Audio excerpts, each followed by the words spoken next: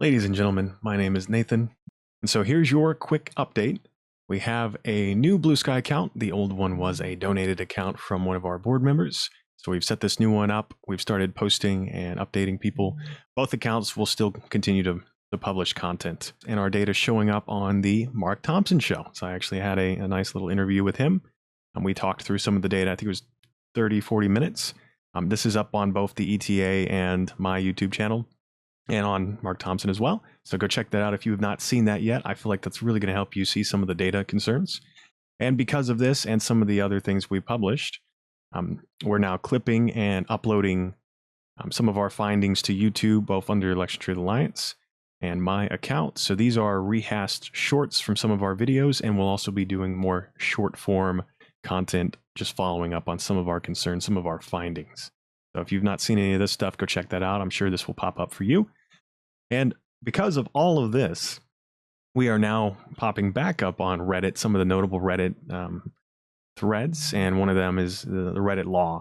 And they bring up a good point on if there are like irregularities, what can be done, right?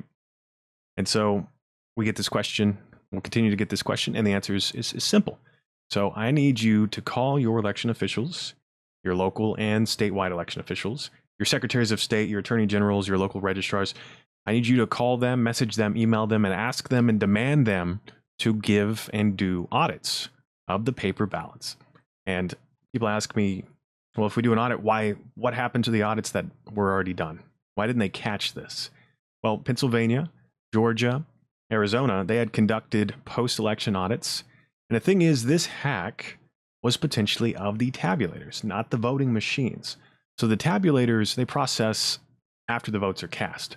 And a compromise of the vote counting computers, as you would say, as Trump would say, is going to be difficult to catch unless you know exactly what to look for. And so in some of our analysis, as we said, we look at where these tabulators are. That's 70% of the United States uses the two most common type of tabulation machines.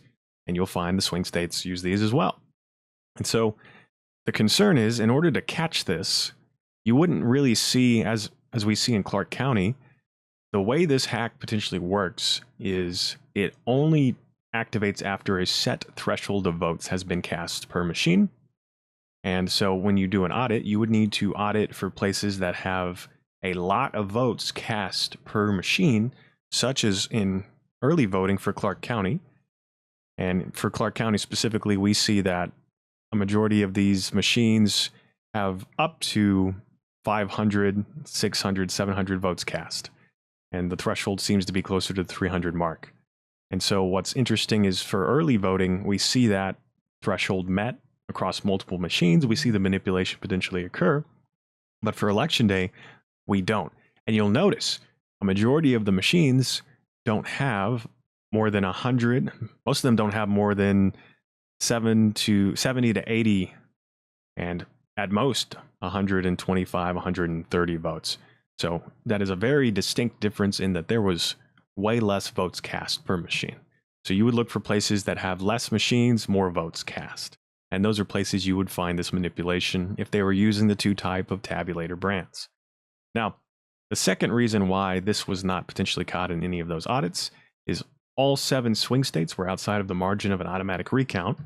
And any audits of the lower races, such as what Pennsylvania did, which was the Treasury, they would be unlikely to find manipulation if the target was the presidential or the Senate races. And this also explains why the election results would be so quick. An algorithmic hack that wins you an election just outside the recount margin. No automatic audits, no recounts. And so declaring the victory of one party would be pretty quick, a couple days. And that's generally what we saw this election. I think only Pennsylvania and North Carolina had problems. And so where do we go from here, right? Where does the ETA go from here? And so we owe you a few things. We have a PA analysis that we're wrapping up to talk about the concerns and the statistical analysis we're seeing across multiple counties in Pennsylvania. And of course, we also have some other things in the works. We pursued lawsuits for recounts as soon as the organization was ready after the election, a couple of weeks, a couple of months after. We went to Pennsylvania and some other states. We talked to lawyers. And those lawyers believe there was zero chance of a recount holding water because of the local laws and Harris conceding for the presidential race. No recount lawsuits would really work, especially because of the last 4 years. And so now we have, in my opinion, and what we're pushing for is we have enough evidence to pursue lawsuits for forensic audits, not recounts, audits. And that's what all of this data and this analysis we've been publishing and working on has been for. And so it will cost us at least $15,000 per county that we get audits in. And that's for the recount, manpower, processing. And like, let's say we do a 4% audit. That's what we're aiming for. That's what it would cost us on average.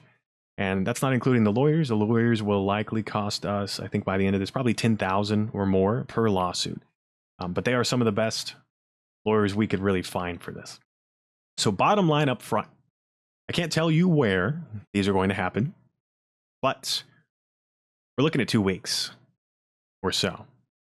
And this will be our best shot to get the paper audits we need to verify this manipulation did or did not occur. And I need your help to pay for it. And we've received over $15,000 in donations so far. And that has paid for the servers we've set up. That's paid for the press release accounts that we were using to publish our data, and other costs to get us up to this point, and to actually get us the data analysis tools and to help us turn around data even faster. And we're working on actually using AI to help assist as well. So we're slowly picking up speed when it comes to processing both the data and bringing in new volunteers. And so we're going to be absolutely exploding this coming week when it comes to getting in new recruits, new volunteers, and having them help us work on things. So what I really need, what the ETA really needs, we need you to help us pay for these lawsuits and these audits, because no one else is going to do this. It has to be us. It will be us. And we need you to get loud and proud with your election officials to help it make it easier for when these are kicking off, that it's not a surprise to them. And there's a lot of public attention. If you can help, go to ElectionTruthAlliance.org.